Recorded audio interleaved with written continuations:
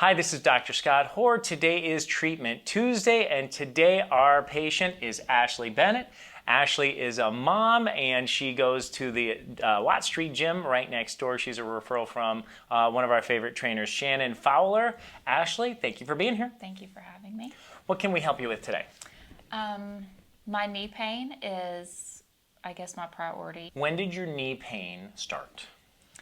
I would say about 3 years ago, off and on. The majority of the pain is when I try to run longer distances. Like if I try to run a half marathon at mile 6, it's almost like it won't bend. It's right behind my kneecap, a sharp pain. Okay. So historically, you've been a runner? Yes. Okay. You enjoy? I do enjoy it other than that. Are you getting to run right now? If I stick to around 3 to 4 miles, probably. Anything over that, I can start to feel it tighten up a little bit. In your perfect world, are you running marathons and half marathons? Not marathons. I Okay. would say 10 miles max. Okay. I would like, but anything over that. But I can't even do that right now.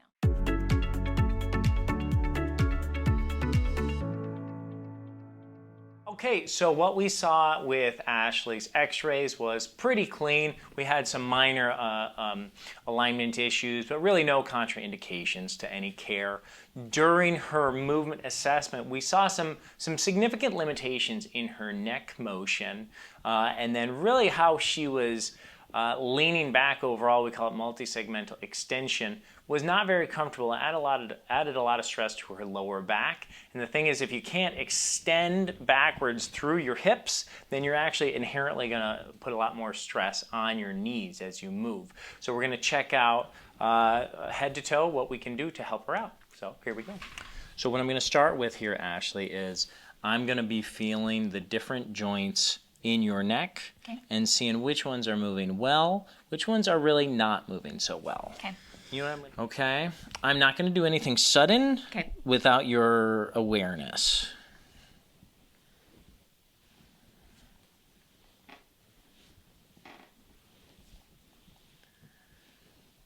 So that range of motion with your neck was a little bit limited. Now the thing is about limitations in neck movement is that there's so many connections between the neck and the shoulders. If you can't move well through the neck, inherently that's going to put a lot more stress on your shoulder. So we want to see what we can do to clear up your neck, and that will make life easier on your shoulders. Okay. And you're really nervous. So here's what I want you to feel. We talk about the movement of it all, right? When I check this joint right here, we go all the way to the side. First of all, it goes very easy, and there's like a little bounce. Yeah. Do you feel what I'm talking about? I do. Now, what do you feel there? Yeah, it's tighter. That's a little bit tighter, okay? So that's when a chiropractic adjustment would actually go in here and free that up with the goal of increasing your easy motion of your neck, and that puts less stress on your shoulder. Okay. So I would like to do an adjustment there. Are you comfortable with that? Yes. Maybe. Yeah. Okay. All right. So what we're going to do here is I'll bring you right over here, and then there will be a sudden little impulse, and you'll be scared of it. Okay?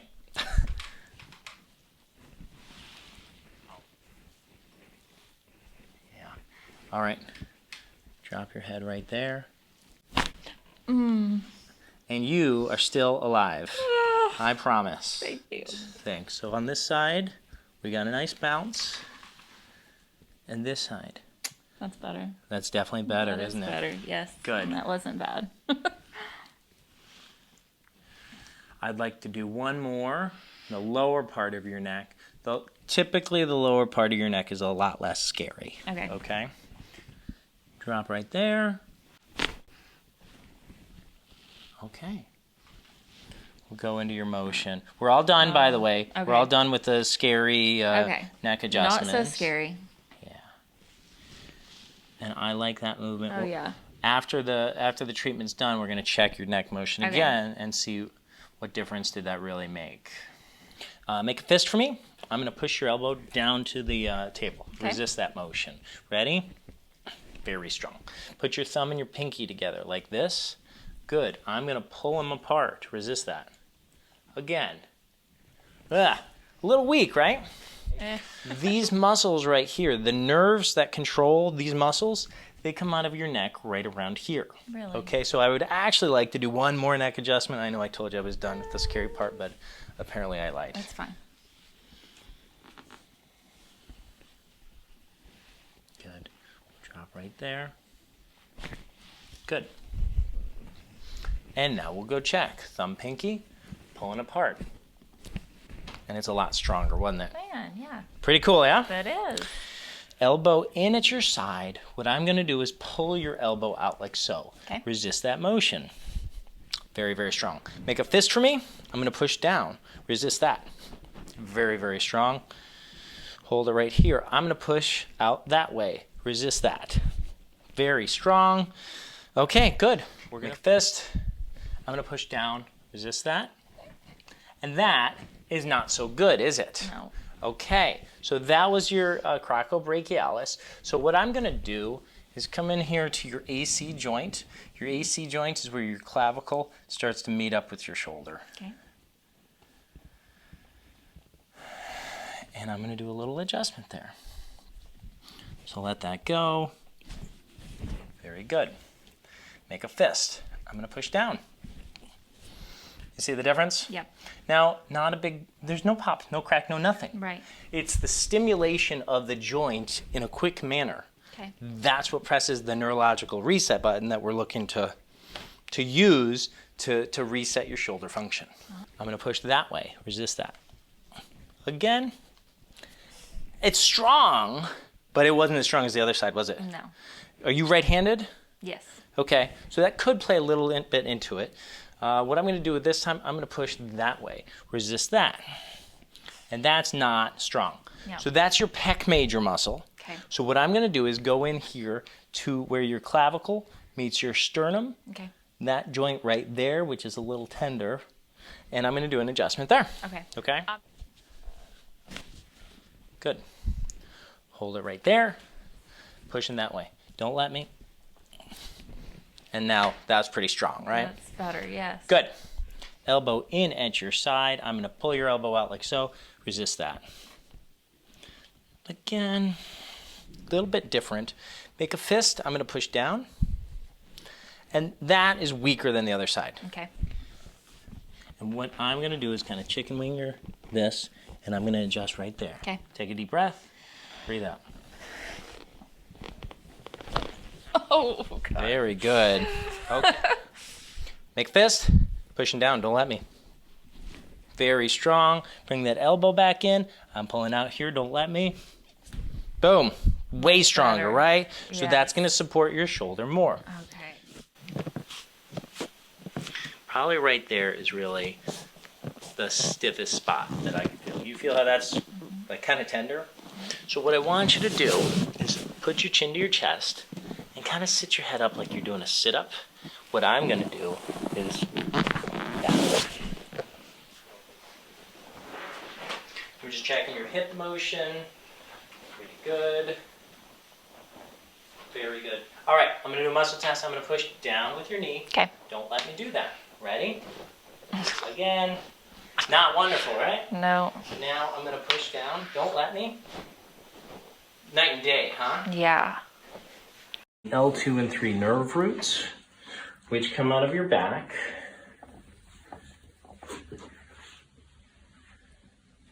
Right there. Okay. So I'm going to grab these segments right here, Okay. and that's when I'm going to adjust. Okay. So I want you to turn your head and shoulders towards the ceiling. Try to keep your eyes open, even though you're nervous.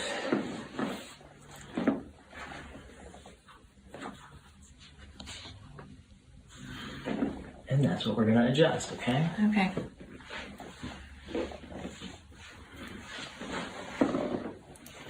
Deep breath. Breathe out. Very good. Muscle test, pushing down, don't let me.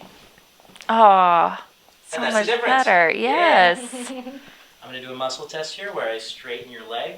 Resist that pressure, okay? Ready? Very strong. Other side. Pushing down. Not so strong, huh? Yeah. Your hamstring tested weak. All right, and the hamstrings are controlled in most part right there in that segment. Okay. Take a deep breath, breathe out. Look up, open your eyes. Very good. Muscle test and pushing down, don't let me. Oh, You see that difference? yes. Okay. So, do a quick knee assessment. You relax. Any discomfort? Any discomfort? No. Ish? It feels like it could. Could what? Like right behind my kneecap. It doesn't hurt. Yeah. I can't explain it. I'm going to do a muscle test. Okay. Where I spin your foot Okay. like that. Okay. Spin it out. Don't let me. And that's a little bit weak. That's a popliteus muscle test. So let's treat that. Okay. So what I'm doing now is I'm actually doing a muscle release of the muscle that just tested weak.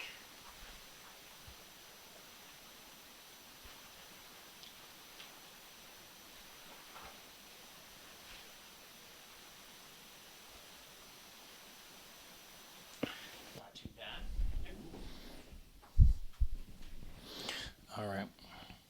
So now I'm going to feel for the meniscus within the knee. Okay. And I'm going to see if there's any fixations. And actually right there, it really hates it. It feels very stuck, doesn't it? Okay. Yep. So with my thumb, I'm actually forcing it to move a little bit better where it didn't want to move. And that's a little bit better. And I'll check the meniscus. Now the meniscus, that's like a cartilage pancake in the middle of your knee, basically. Okay. And its job is to allow your thigh bone and your shin bone to move freely and easily, independently of each other. Problem is that pancake gets stuck a lot. And if it's stuck, then you feel fixated and stiff and kind of Yep. caught Yep. in your knee. And now it's moving a little bit better. I'm going to spin your foot out again. Don't let me. And I would actually still call that a little weak. Okay. So what I'm going to do here is a little adjustment directly to the knee, where basically I'm going to go right in there, okay? Okay. Good. Spin your foot out. Don't let me. And that's better, right? That's better. Yes. Good. Any history of foot issues, especially as a runner? Nope. Okay. I'm going to do a couple of adjustments here.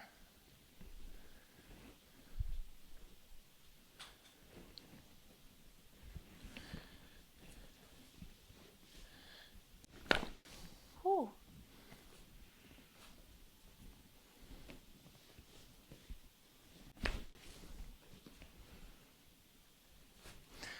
Last one here. Good.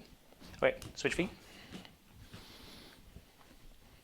I'm going to do a couple of muscle tests. Okay. Keep your foot up and in. Hold it right there. I'm going to do a muscle test where I push down like that. Resist it. Good. And now point and in. Hold it right here like that. I'm pushing right there. Don't let me. Pretty good. Up and out. Hold it right there. I'm going to push from right there. Don't let me. That's not so strong, huh? Yeah. Now point and out. Hold it right there. I'm going to push from right there. And that's not great either, but that's kind of the big one, isn't it? Yeah. Okay. So I'm going to do an adjustment. So that is eversion with your foot. So I'm going to do an adjustment to one of the joints that takes part in that. Good. Good. Up and out. Hold it right there. Push from right there. Better, not perfect, but better. Definitely better. Point and out. Hold it right there. Push them right there. Okay, good. Relax. And we'll do a couple of general adjustments. This one's to your arch. Good. And one to your ankle here. Very good. Look at that motion. That's a little bit better. So it matters, like I said, your toe is actually a little bit limited. How well your foot dorsiflexes, and that's what this motion is, Yep. that absorbs shock. And if it doesn't absorb shock, especially during like something like running, Yeah. a lot of the stress is going to go right behind that kneecap. That's where it's So at. we want to make sure we've got good foot mechanics. Okay. And good toe off, actually, too. And your toe is a little bit stiff, so I'm releasing the capsule. That feels good, huh? Yeah. Great.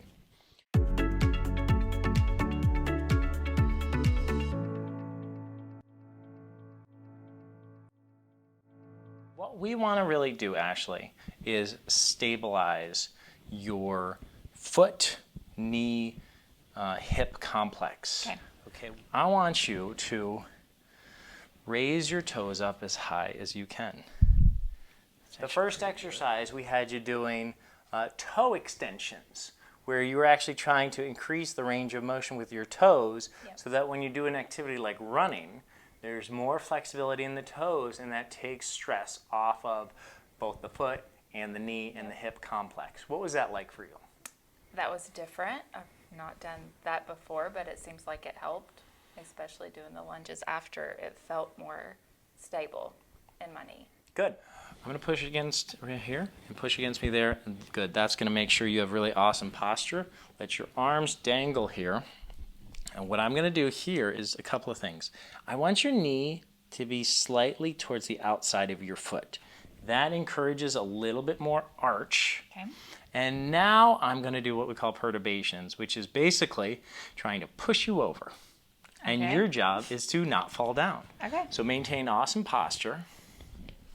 And then I push here. And you felt all sorts of engaging, stabilizing activity Yep. in your foot, in your knee, in your hip, everything. Stay tall, look at the horizon. And it's not that easy, is it? Then that second exercise, we put you in a kneeling position and we perturbed you. We checked all your stability and your control. What was that like? Harder than I thought it was going to be. Yeah, Yeah, but I do feel like it helped. yeah. Well, what it really points to is many people know how to lunge. Not many people have stability Right. when they lunge. And so we found all sorts of leaks, I call them leaks, in your system Yep. that you were unable to minimize inappropriate motion during that movement. And the reason for that is your stabilizing forces, all the way from your spine to your hip, from your foot up, aren't doing as well as they could be Yep. during running. And I think that's one of the reasons that you can't go out and run these 8 and 10Ks that you're wanting to. Right. Whoa. Okay. Stay tall. Good. And since I found a leak right there, I'm going to go right at it. Okay. And your job is to create that stability. Stay tall.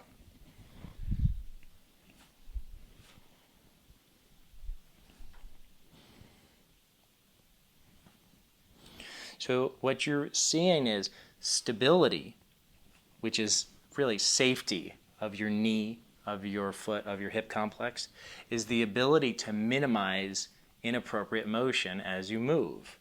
And your ability to minimize motion isn't great with this knee, is it? No. And now we'll work our way down. And you can feel all that hip stability and whole body stability and control. Really lacking, but also Yeah. working very hard right now, right? Uh-huh. Yeah.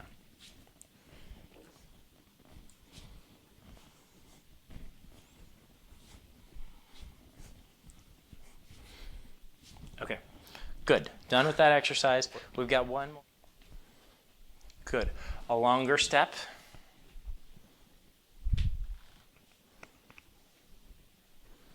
Good. How does that feel? Pretty good. It actually kind of stabilizes it, right? Yeah. You don't feel the discomfort, do you? No. Yeah. Good. Come forward a little bit. And now a little bit more. Now do a reverse lunge where your left knee goes back.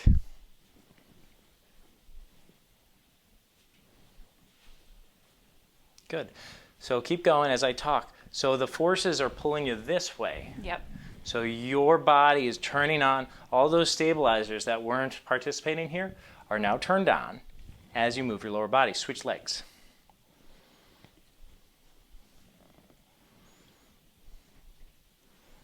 Good. Feeling good? Feels pretty good. Okay. You can put that back.